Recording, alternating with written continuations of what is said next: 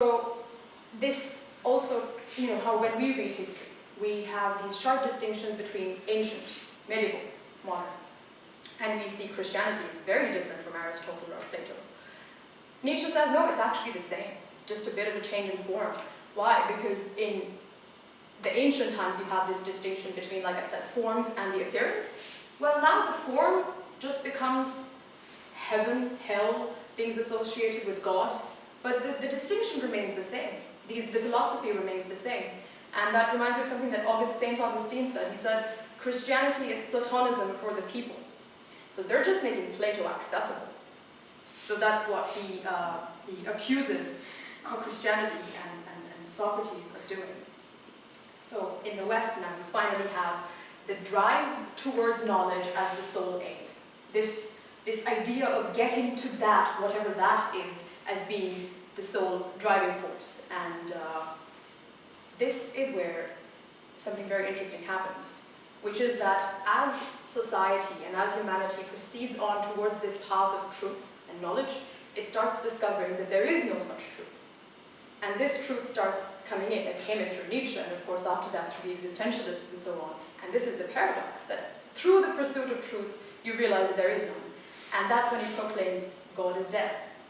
So God here is not just the Christian God. It's not the God in terms of religion alone. It is this idea of pursuing something out there. It is this idea of pursuing knowledge, and that's dead, according to Nietzsche. But how did this come about? There was a very interesting critique he laid down upon.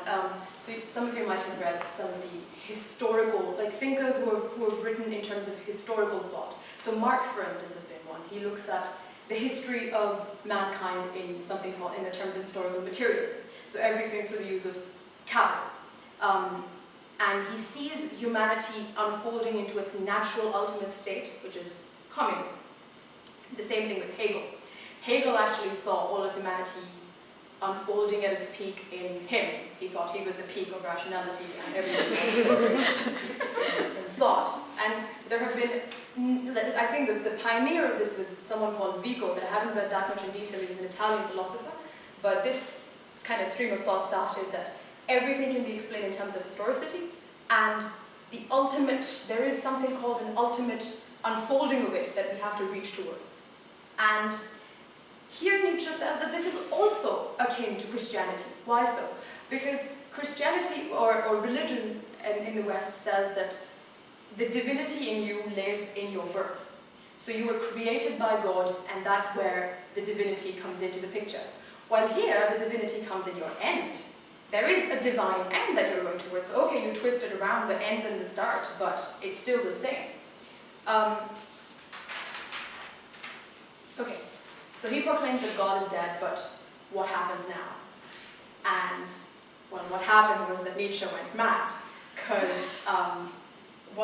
if you don't have this value system and the things that you attach meaning to, and you come to the conclusion that all of this was in fact constructed and meaningless, it's very hard to live with it. It's almost as if, okay, so imagine I'm someone who's thirsty. I'm in a desert and I'm thirsty, and I have my hands laid down, and I don't have any water in it, but I have been kept under the illusion for thousands of years that there is water in there. So I'm satisfied, even though I'm still not, my thirst hasn't been quenched, but I'm satisfied. But then this person comes in and he tells me, you don't have any water in there, but I realize that there's no water. I realize that I can't get any water, but I'm still thirsty. So it's such a, like, the illusion you had is also gone, and you still don't have any water. It's a double whammy. So that's exactly what happened with Nietzsche coming in, which is that he probably went insane because of that, and he couldn't really give a solution to the problem that he laid out. So the world becomes valueless, and everything seems to be constructive. But so he starts on this endeavor to create a new world, to create a new man, something he called the Übermensch, Superman, which was hugely misused during the fascist regimes that were there in Germany and Italy in the last century. But he had a very different conception of Übermensch than what was used, of course.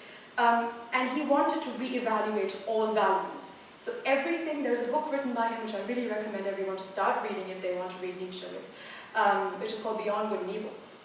And there he basically goes, he just thrashes everything that you consider to be good or bad and tells you how it's not actually good or bad, and is critical of everything, so much so that a lot of philosophers have called him the immoralist. So they call him an immoralist instead of a moralist, but yeah, that was what he did. And he wanted to construct a new world with different values, with individuals who, in my opinion, are enlightened, but he didn't know how to get there. Anyway, so I'm going to talk about how he understood Buddhism. There were a lot of references he made in his works to Buddhism. This was probably the first time when the Western world was getting a lot of access to Buddhist thought, to Buddhist philosophy, to Hindu thought, Hindu philosophy. And honestly, some of the first few translations and the first few interpretations of Buddhism in the West are very, very strange, and they consider it as so, because the way Buddhism works and the way these philosophies work is very distinct from here. Like I said, here it's seen as something great if you make something harder, if you make something harder to understand. While in the East, the way the texts are written are, you know, metaphorical sentences, no academic language, everyday colloquial terms, but they don't necessarily mean exactly what the words say. Sometimes the meaning goes beyond the words, and that's difficult to understand because a lot of it can only be experienced. I mean, there are certain things I can never tell you because they can't be expressed, they can only be experienced, and that's the big distinction that was there. So a lot of the Westerners looked at it and they just went, that's nonsensical, that doesn't make any sense. And those were the interpretations that Nietzsche read for the first time. And based on this understanding, he writes a lot about Buddhism. He makes a lot of references to it. And a lot of it, I think, are quite flawed.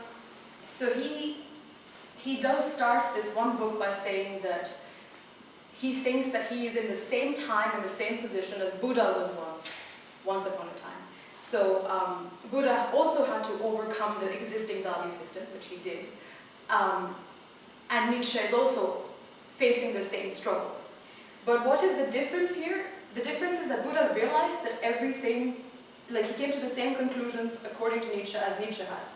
But the solution that he proposed was all wrong. Because according to Nietzsche, the solution that he proposed was he just created his own religion. Instead of getting rid of everything in the past, he just created a new one. So to not let human beings, or to not let society be in a state of valuelessness and meaninglessness, he overcame that by just constructing a new religion. So replace the old with the new. That's how he understood it, him as. He also tagged Buddha as a nihilist, so someone who denies this world and who is an escapist. And he thinks about the material world is not real, and there is another world out there which is real, and that's where we all have to strive for. So he termed it as an escapist, and yeah, a nihilist. And there is a quote that I have here. Yeah, he sees Buddhism, he saw Buddhism as a religion for the end and fatigue of civilization. So when man is weak and fatigued, and when the end point has come and you have to escape life because you can't face the fact that everything is constructed, you go to Buddhism, and that's just as meaningless.